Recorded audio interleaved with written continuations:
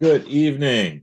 Welcome to Community and Technology with Dave Burstein and Stu Reed, where we connect the global community with news, information, and resources that will help improve your life. Hey, Dave, how you doing? Well, I had a problem last night. Yeah? I started reading this book at about 8 p.m.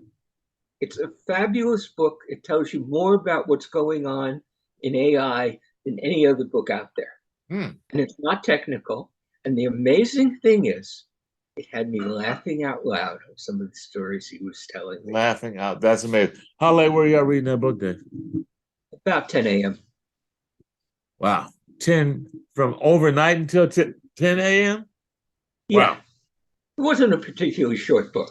Okay. It's Cave Metz's book, Something Geniuses. I have it here. Okay, And we'll get it's into going that to get later very in the easy for show. me. And we got a lot of stuff coming in AI, but I don't want to start in AI. Yeah. We're going to have a 22-word petition signed by 300 of the most respected AI engineers in the world, including maybe 15 of the top 20, saying that, and I'm quoting from memory, that the AI that is coming now is potentially must be treated as potentially dangerous as much as nuclear weapons or climate problems. Yeah. Okay, That's well, one other the, thing, but the that's not language what I we're going remember to. was possible extinction event was what they referred to. Quite frightening. But It let's wasn't in this particular one. They were more diplomatic about it, but that's what we're talking about. Mhm. And I've been talking to a lot of people who know a lot more than I do, and we'll get to it.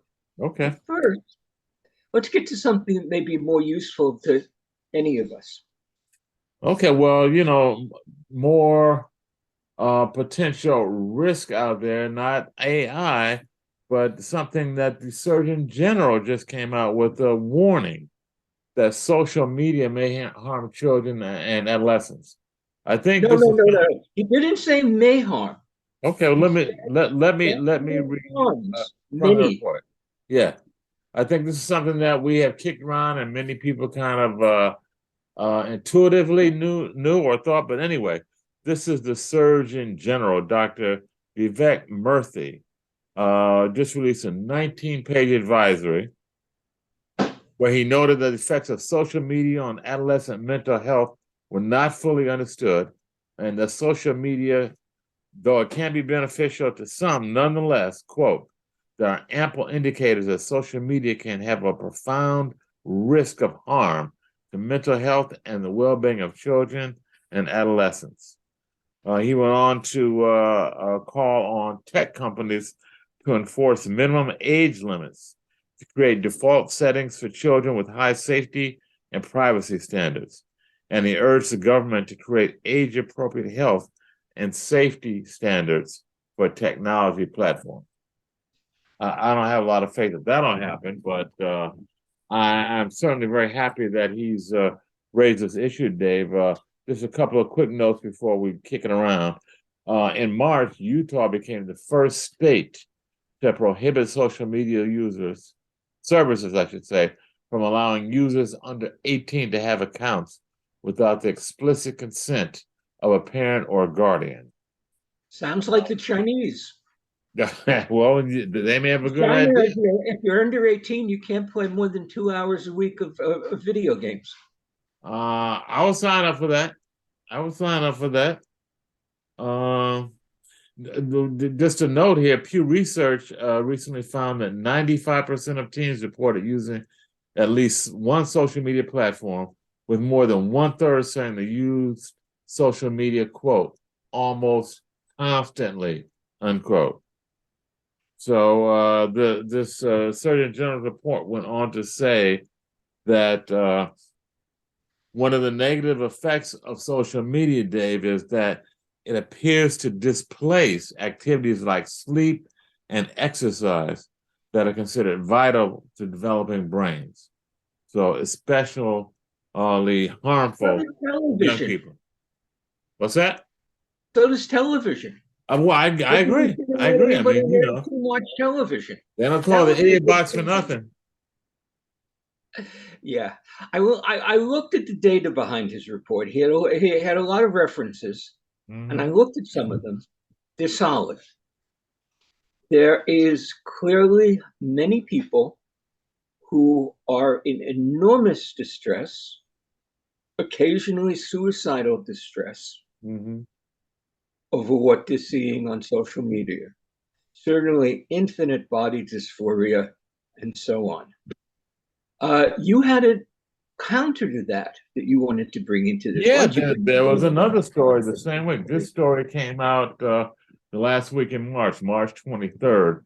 The next day, there was a story by the New York Times again about how certain teens, in particular LGBTQ youth and their families, are benefiting from social media. They're saying that young people who identify as lesbian, gay, bisexual, transgender, and queer, social media can be a lifeline. And researchers and teenagers are both saying this, especially for those growing up in unwelcoming families and communities. Social media provides a sense of identity and belonging at a crucial age.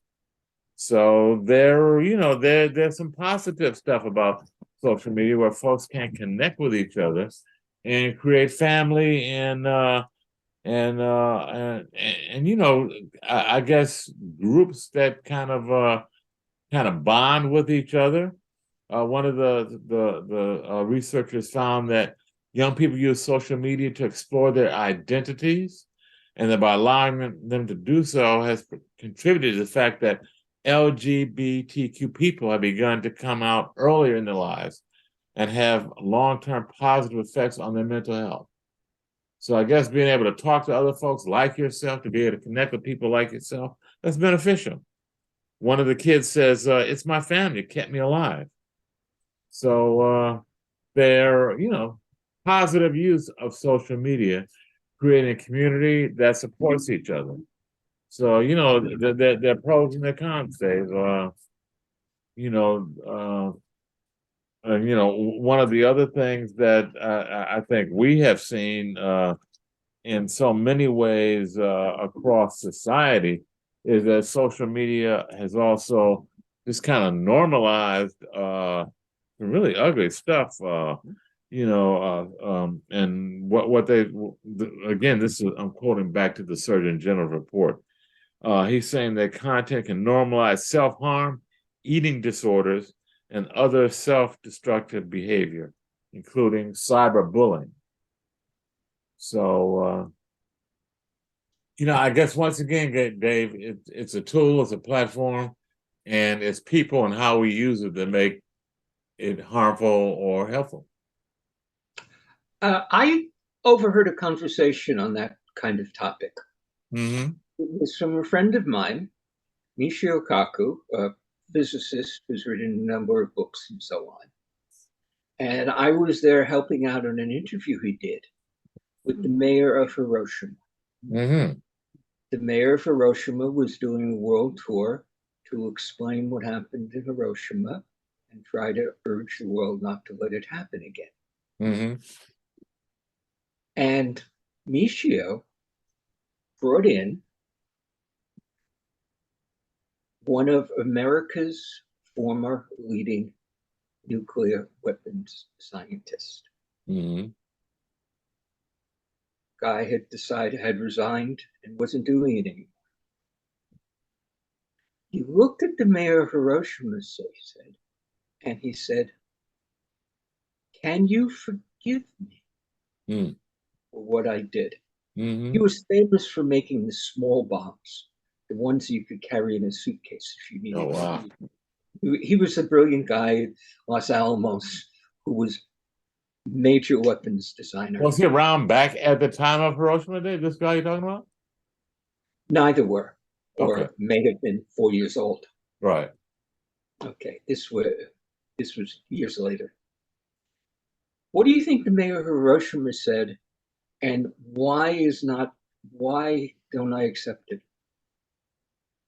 You can I, guess. It's a I predictable. guess he accepted his apology. Thank you for your apology. I mean, even though I mean, you know, you kill hundreds of thousands of people. How do you apologize for that?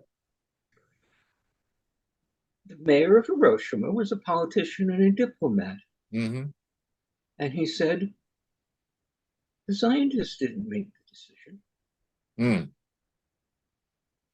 It wasn't your fault. It was the people who made the decision's fault. Mm-hmm.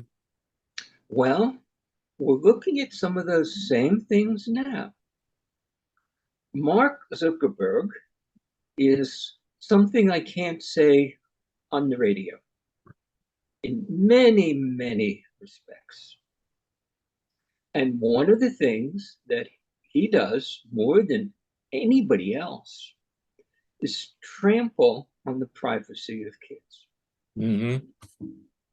Mm-hmm. Tramples on everybody's privacy, tramples on protection of the data, tramples on whether or not Facebook is going to be played by the Trump campaign to rig the election and by the Russians. All that's going on. And should he be responsible? And should his engineers be willing to work on them? Well, I've been looking at this question in the context of AI. I'm not the only one. One of the biggest questions out there, and why it's only made the New York Times and so on in the last year with the ChatGPT exploding.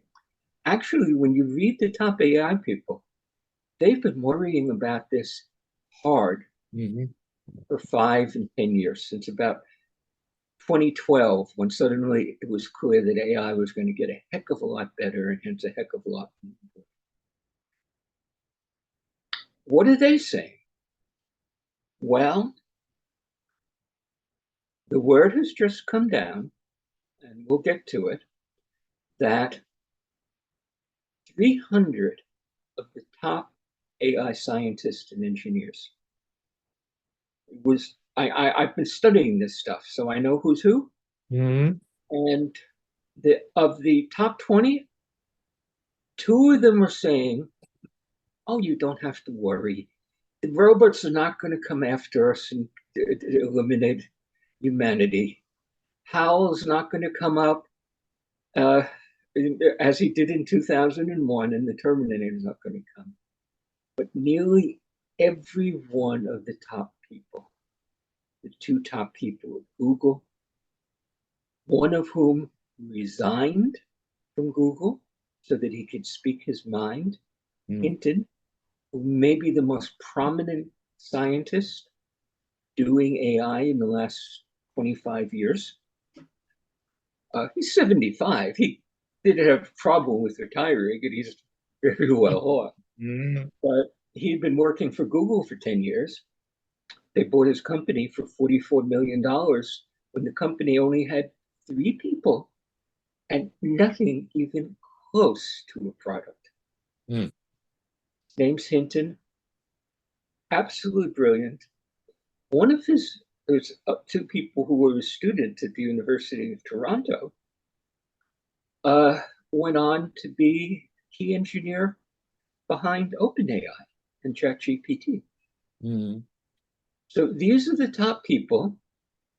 Perhaps the most remarkable thing that's been done with AI has been done by DeepMind, now Google division, in London, Dennis Hasselbalch, who when he was a kid, was the 2nd best chess player in the world under the age of 14. Wow. And went on to become absolutely fine scientist. He's running all of Google's efforts. He signed it. The textbook that everybody uses in AI comes from a Russell, Steve Russell, whatever, Berkeley professor. Mm-hmm. He signed it. Just about everybody except the lead at Facebook, who's also an NYU professor, Jan LeCun, who worked with all these guys for the last 20 years, thinks that something must be done. Yeah. Dave, I just want to read just a preamble just to kind of set the context of what you're talking about. What these Okay. folks came out and said was that artificial intelligence technology poses an existential threat to humanity and should be considered a societal risk on par with pandemics and nuclear wars. It says to mitigate, and I'm quoting now from the letter, mitigating the risk of extinction from AI should be a global priority alongside other societal scale risks, such as pandemics and nuclear war. I mean, so this is no joke. They're not just saying, oh, there could be a little dicey. I mean, they're talking about this could wipe us out. And I just want to say that I don't think they're just talking about robots taking over. I think they're also talking about, you know, the disinformation and the propaganda and just the chaos that can be caused by this stuff. This is going beyond that. Mm-hmm. Everybody agrees millions of people are going to lose their jobs, and many of them are already losing them. The economy is going to be changed. It may be impossible to have anything even resembling a fair election. Mm-hmm. Deep fakes are so good that you cannot believe your eyes any longer. Right. And of course, every Hollywood star and starlet has been put their face on top of porn performers, and it works just fine. You couldn't tell they weren't actually making that movie. That's pretty scary, Dave. All of that's pretty scary. But what they're talking about is something way beyond that. And I know that because I've been reading what these same people have been saying 5 and 8 years ago. Mm-hmm.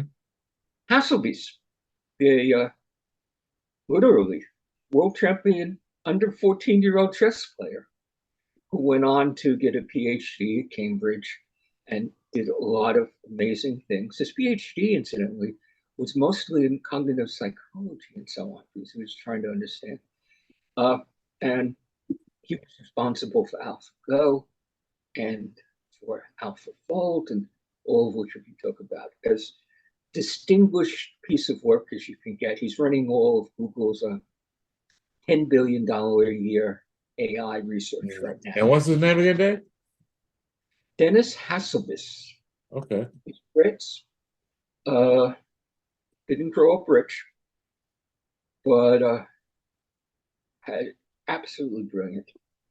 So he left the company he was working on. He'd been making computer games that sold 10 million copies and things like that. Mm-hmm. And also writing major papers in psychology, and said, I am going to come up with the AI that is as smart as a human being. AGI, autonomous general intelligence, is the general term, or super intelligence. Mm-hmm. It's another term for it. That's what he decided to do. And even before he had any products, he raised, I don't know, not that much, 10 million, 20 million, hired a childhood friend, hired a university PhD that he had worked with, and hired a few dozen other people, and figured out how to crack some of the hardest problems. Hadn't proven he could do it, except to the people who could read his papers and say, he's got it.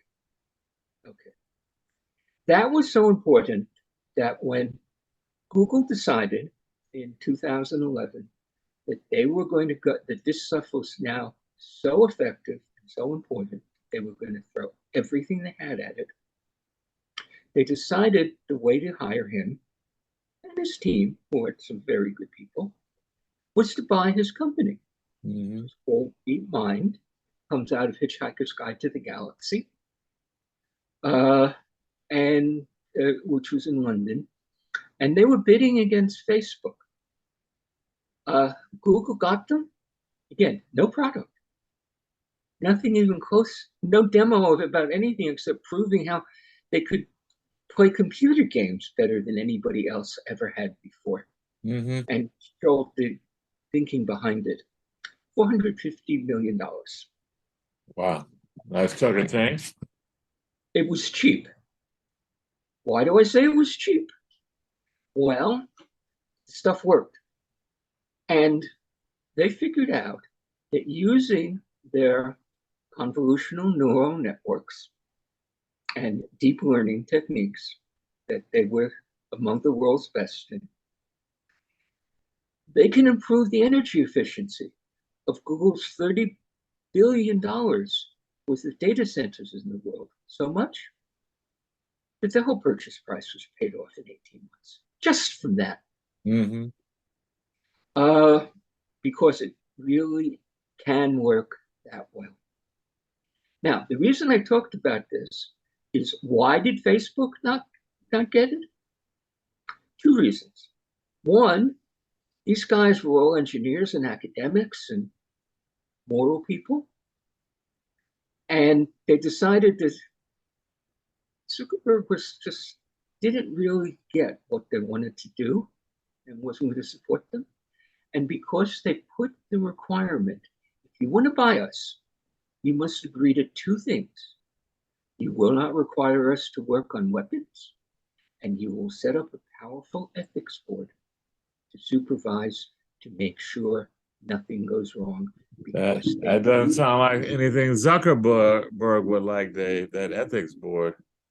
No, but the Google people signed up to it. They fired the leader of that ethics board 2 years ago. That's a whole nother story. But they made that choice because already, and I'm reading the stuff they wrote 6 and 8 years ago, they saw that sometime, maybe soon, maybe 100 years from now, they were going to be able to produce machines that were smarter than human beings. And what is going to happen then was the question. Yeah. And they knew it could go. Did I bring the Neanderthal story onto the radio? You mentioned that last week when we were talking a bit about how they essentially became obsolete. They got obsolete. They became all dead. Okay. Okay. That's calling like it is. There was a few tens of thousands of years. Neanderthals were in Europe before Homo sapiens sapiens got there, came out of Africa, got to Europe, and a few tens of thousands of years later, there were no more Neanderthals. There aren't any Neanderthals anymore. So why didn't they make it? What happened? Well, smart men, Homo sapiens. They weren't as smart, huh? They've been a little bit smarter. They have been a little bit better at communicating and working in groups, and proved to be Darwinian selection. The Neanderthals all disappeared. And the Neanderthals had good-sized brains, a lot of intelligence, fabulous cave paintings. We know they had serious burial things, and they didn't look like those terrible ape men that in all the pictures that you saw 30 or 40 years ago. They did have a big forehead, but other than that, they were, they didn't look like crazies, and they weren't crazies. We now know. One of the things that happened is the two species interbred. And depending on what your genetics are, somewhere between 1% and 5% of your genes goes back to Neanderthals. Interesting. They only figured that out in the last few years. But we've got to take a break. Yeah, so I mean, just before you go, I just want to touch on something that you're hinting at, and that is humans being replaced by artificially intelligent beings, robots of some sort. And then a question I want to ask you about interbreeding. Is that possible? Well, let's hold off on that. Oh, there's all fabulous science fiction stories looking at that. Many years. Yeah. This week, Astrid Gilberto has left us. Oh, yeah, she did. Wow. Yeah, I love that music. Astrid, Jobin, and Getz, they made magic together. So maybe we'll listen to some of that during the break. I think we're going to play that music. We're going to take right now. This is Community and Technology on WHCR 90.3, The Voice of Harlem. You're listening to Dave Bursey and Stu Reed. We'll be right back after a brief musical break. Stay tuned. Ding, dum, dum, bling, gum, gum, bling, gum, gum. Olha que coisa mais linda, mais cheia de graça. Ela, menina que vem e que passa num doce balanço, caminho do mar. Moça do corpo dourado do sol de Ipanema, o seu balançado é mais que um poema, é a coisa mais linda que eu já vi passar. Ah, porque estou tão sozinho. Ah, porque tudo é tão triste. A beleza que existe, a beleza que não é só minha, que também passa sozinha. Ah, se ela soubesse que quando ela passa, o mundo sorrindo se enche de graça e fica mais lindo por causa do amor.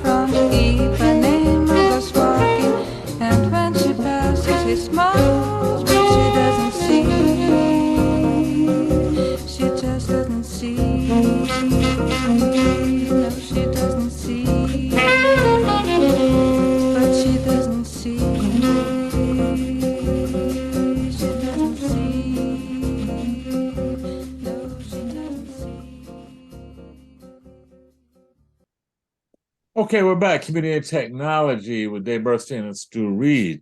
Before the break, we were talking about artificial general intelligence, or AGI, and some of the risks it poses. And Dave, you were talking about a petition that you're thinking about signing. Is that right? Well, you read it before the break. The 300 of the best people in the field, including more than a dozen of the very top 20 people out in the field of artificial intelligence, signed this 24 word petition that you read that said the risks are such we have to treat this just as we treat nuclear weapons and pandemics, because we don't know how bad it might get. Mm-hmm. And that's the only honest response at this time.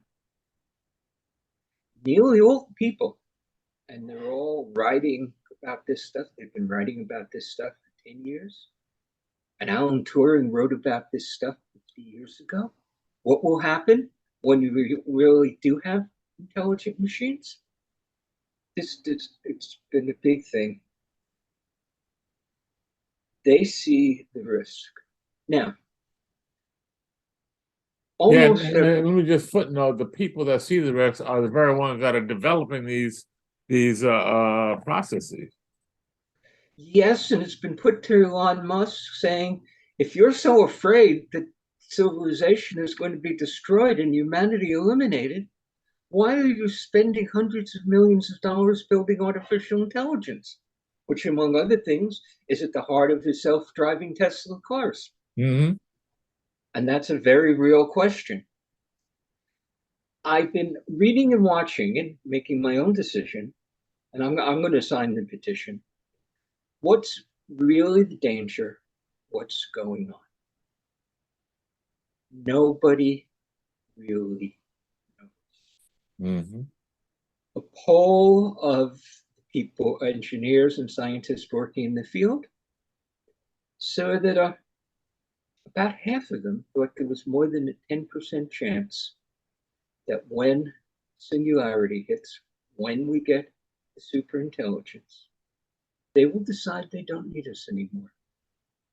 Oops. Some of the folks who were in that discussion were saying, in fact, this was attributed to Sergey Brin, founder of Google, saying, oh, you're just prejudiced against artificial intelligence and machines. Just because you happen to have wetware and you happen to have blood doesn't mean that you're more fit to live on for the next 1,000 years. Mm-hmm. Now, there's a lot of utter and total nonsense going. As you said before, there's a whole lot of real issues. It's going to work tens or hundreds of millions of lives by taking their jobs away. They may or may not be more jobs for other people, but it's not going to be the same people. It certainly is going to make it much harder to have a fair or honest election ever again. Mm-hmm. It's much and the harder. ripple effect, that's not just a statement, Dave. That has all kind of ripple effects for society and the world when you say that. No more fair and honest elections? I mean, wow, come on. Well, we know that an election 6 years ago had massive propaganda coming out of Russia Mm-hmm. throughout the American election. It had what was thought to be and was said to be very, very powerful personalized psychological profiles that influenced how people wrote, but who were going to vote. And this is before you had AI to just write them all. Right, this is 6 years ago. Yeah. Yeah, we know that in the election next year, we are going to be inundated with false data. All of that is real, all that's important, and everybody, even the people who don't think we have to worry about extinction, are very aware of those problems and talk about them and what we have to solve. But here's my take on it. After reading and listening, and occasionally even emailing with some of the people who know much more than I do. Almost everybody feels there is so much that we don't know about what could happen. But there's a very real risk that in the 7, 10, 50 years from now, when there are machines that are smarter than we are in many ways, they may decide to take over. And is there a whole lot of funny stuff being put. One of the books, Nordstrom's book, Bostrom's book, he's a Brit. No, this actually, I think it was Bostrom's book, but I think Elon Musk picked it up. One of the key problems is what they call the qualification problem. How do you make sure, say you start writing the rules for the machines, how do you make sure that they're the right rules and that you get them right? Think of it, what happens if you get a genie in the bottle and you get 3 wishes, and you almost always want to use the 3rd wish to undo the first 2. And we know about Faust and the devil and how easy it is to go wrong. So what if you turned around and said to the machine, we need to produce more paper clips? Will the machine, getting that command, follow it and start diverting all the steel in the world into making paper clips? We don't know. We don't know how to say these things, right? We don't understand their own brains well enough. We even know that the mathematicians have proved that logic is never going to be complete. That's Gödel and things like that. And Heisenberg had a lot of uncertainty out there. Did the cat die? You know that one, right? Yeah, it depends on who's looking when, right? Yeah. So we don't have answers to those things. We really don't understand quantum mechanics. I mean, we know how to use it to get some very accurate results, but we don't understand why. Don't know how it works. You don't know what's going on. Crazy action at a distance. Entangled particles. Right. 5 light years apart, affecting each other instantaneously. What happens with the speed of light? Well, all of these things put an enormous uncertainty there. So how do you respond to it? Well, what these folks are saying, when you look at them individually, they put a few simple, clear words out there to make the point, but many of them have written, in fact, I'm going to recommend a book at great length, looking to. Well, the first thing is you can't wait to start thinking about this. Because if there's a solution, figuring out the laws of robotics that will make us safe and make us live side by side, it's not going to happen overnight. Not going to happen when? Overnight. Right.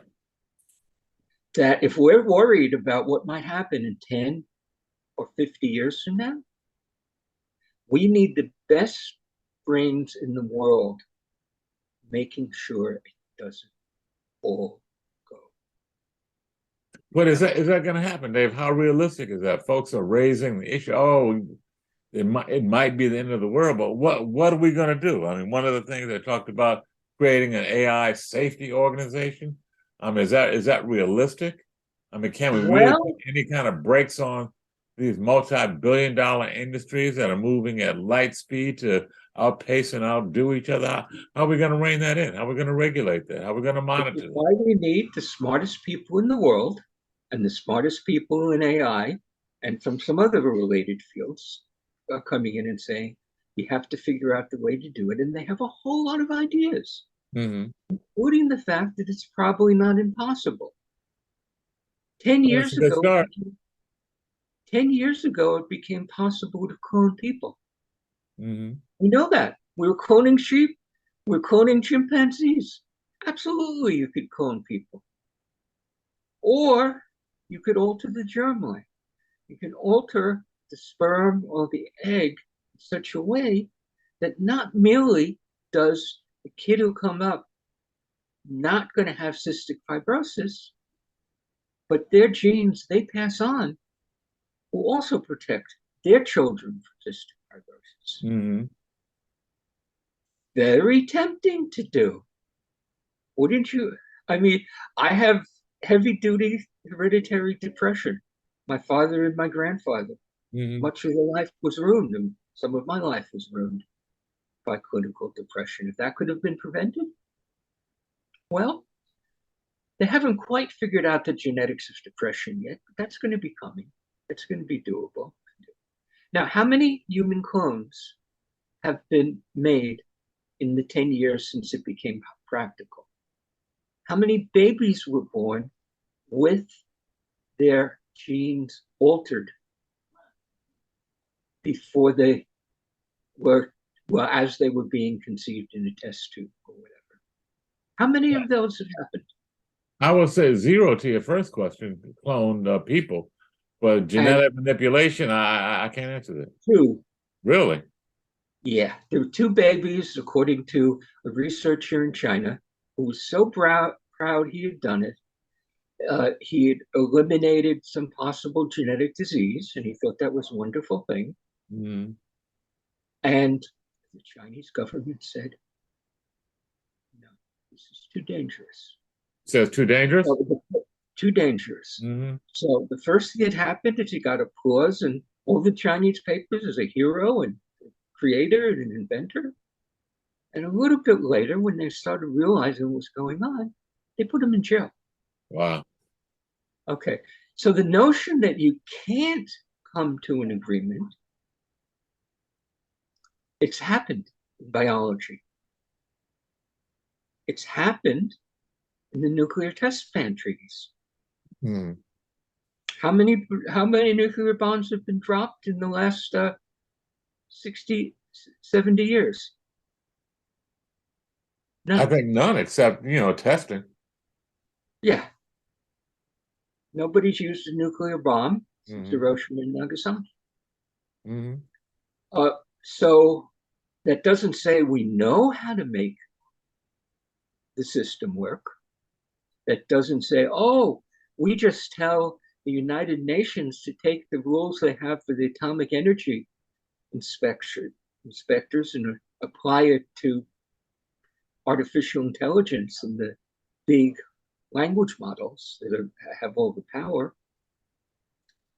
And what you're hearing from the best people in the world is this is a real problem and we have to do everything we can to solve it because there's no way we can be sure what's going to happen if we don't. Now, I yesterday found, and I have all these stories, including the paperclip story and a whole lot of others, because yesterday at about 8 p.m., I started reading a book called Genius Makers by Cade Metz. Cade, for the last 8 years, has done 300 interviews with all the leaders in artificial intelligence. Mm-hmm. First at Wired, and now he's at the New York Times. And 3 years ago, he wrote this book, Genius Makers. He did a brilliant job on this book. What he decided to do is he wasn't going to explain artificial intelligence in passing. He was going to tell the stories of the people making decisions, Mm-hmm. how and what happened. He writes well. He did all the research. He even has all the footnotes at the end that I could track down what was behind what they were saying. And he wrote it so well that I was laughing out loud sometimes. Did what? I was laughing out loud sometimes. Really? Wow. Genius Makers by Cade Metz is a book that anybody can read and enjoy. I read it the first time when it came out about 2 years ago. I didn't understand that much of the context at that point. I got much more. I just reread the whole thing. I even found 2 minuscule errors in the whole book, which isn't very many in a whole complicated book, and there are very few books of these like that. That's what I would start with if I wanted to understand what was going on. So what insights did you gain there? What could you share with the audience that you got from reading about those geniuses behind AI? The first was they all have, almost all of them really care. And most of them were willing to turn down, literally, tens of millions of dollars in order to have an ethics board protecting the world from what they were inventing at DeepMind. Mm-hmm. And nearly all of them made that kind of decision all the way through. One of the other things I learned is how hard this stuff is. The best AI was put together as a field in a 1950s and 60s, led by McCarthy, who went to Stanford, Seymour Papert and Marvin Minsky, who went to MIT, Herb Simon, who went to Carnegie Mellon and Friends. And how soon did you, and they all thought we are going to be able to build something that matches the human brain in the 1950s and 60s. When did you think that these people thought they would be able to do it? Yeah, 100 years. 10 years. 10 years, that was their prediction? They thought it was going to be so easy that they Wow. could do it. We're talking about some very sharp people. Mm-hmm. I mean, Herb Simon did get a Nobel Prize. And these are some of the best engineers and scientists in the world. They thought they could do it. They were so wrong. In fact, many of the things that they thought they would have by 1970 and 1980, we don't have now and are probably still well into our future. Mm-hmm. It's hard stuff. And as I'm reading it, I'm looking at how, I mean, I'm reasonably smart. I couldn't do a PhD in this stuff because I don't have the mathematical intuition. And I'm not as smart as a number of the people that I'm reading about. They are that good. Not necessarily Kate Metz, who's a great journalist. So I'm curious, and what are some of the things that they were saying they thought would happen in 10 years? We're not talking about flying cars and stuff like that. We're talking about advances in not AI flying itself, cars, or what? self-driving cars. What They kind? thought they'd have that Self-driving. Self-driving cars. They thought they'd have it by 1970. Wow. Okay, and then Elon Musk swore 8 years ago, and Travis Kalanick and a whole lot of other people swore 5 and 8 years ago that we'd have it by now. Mm-hmm. You're not seeing very much of that because it turns out the problems that had to be solved were hard. Mm-hmm. So given that history, I mean, how accurate are some of the predictions we're seeing now about, this evolution near term to artificial general intelligence? I mean, is that exaggerated as well? Well, ChatGPT from OpenAI is the most advanced public product. And certainly even more advanced than whatever they have in the NSA and the CIA. It's probably more, in fact, I will say it is more advanced than what Google is just delivering, because I'm in Google's laboratory thing, and I'm seeing Google's AI stuff the last week. And there's a whole lot of problems with it, really bad. Mm-hmm. Sam Altman, who put together OpenAI, with, among other things, a lot of money from Elon Musk, and a lot of money from Sam himself, who was wealthy, said to the New York Times about 6 months ago, and I think I brought this to the radio before, that he's sure it's going to happen. He doesn't know whether it's going to be 10 years or 100 years.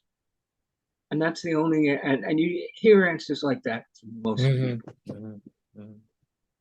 Okay. Yeah. Well, Dave, we the clock is running down. We just got a couple minutes left. What else do you want to leave our audience with? Let me give you a few names of things that I'm reading and learning to come to speed. These are all from the top people in this stuff. And that's one of the reasons I say they're smarter than I could ever be, because I'm reading their actual work. So I'm going here. I'm going to my AI folder. Okay, so take out your pens and paper, folks, and jot down some notes here. Dave is going to drop some knowledge on us, or at least some sources of knowledge about all this stuff that's going on in AI. Go ahead, Dave. Okay. One of them, Cambridge or Oxford or London School, UCL London. Michael Woolbridge. When I read the history of AI, he's in the middle of a lot of things. Mm-hmm. He wrote The World to Conscious Machines, and half the book is about what might happen. Another big hunk of the book is how we can prevent it from happening. Mm-hmm. Definitely worthwhile, genius level. If you want to go deeper, the journalist Cade Mix takes you. Martin Ford interviewed 23 of the top people in the field. The same names you're going to hear again and again. Hinton, LeCun. What's the name of that book?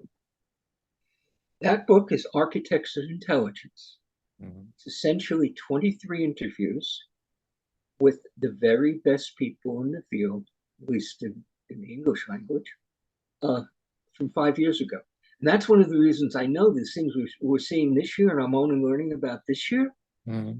We've been thinking about, because these are 5-year-old interviews, and they're looking at all the same problems. Mm-hmm. And those two, and Russell, I forget his first name, Berkeley professor, wrote the textbook on artificial intelligence that 1,300 universities are using. And all these guys reference it all over the place. Wow. And in that book, it is a textbook. It's heavy duty going. I'm struggling with it. But the information is there, and he has a sense of humor. And for somebody who writes a textbook, he writes really well. Mm-hmm. So that's the third book. You take those 3 books and Kai-Fu Lee's book out of what's happening in China, you will know more about what's going on in this field. That's one of the most important things happening in our lifetime than the average reporter at the Washington Post. Okay. There's some really good reporters at the Times on this stuff. So that's why I was at the Washington Post. Okay, well, you heard it right here on Community and Technology with our very own Dave Burstein. Syllabus on AI and technology that's going to have a profound effect upon us going forward. Thanks, Dave. It's been really insightful for me, and I'm sure for our audience as well. Conversation. Thank you. Okay, this has been Community and Technology on WHCR 90.3 FM, the voice of Harlem. Stay tuned every Wednesday, 5 to 6 p.m. Just might learn something. Good night.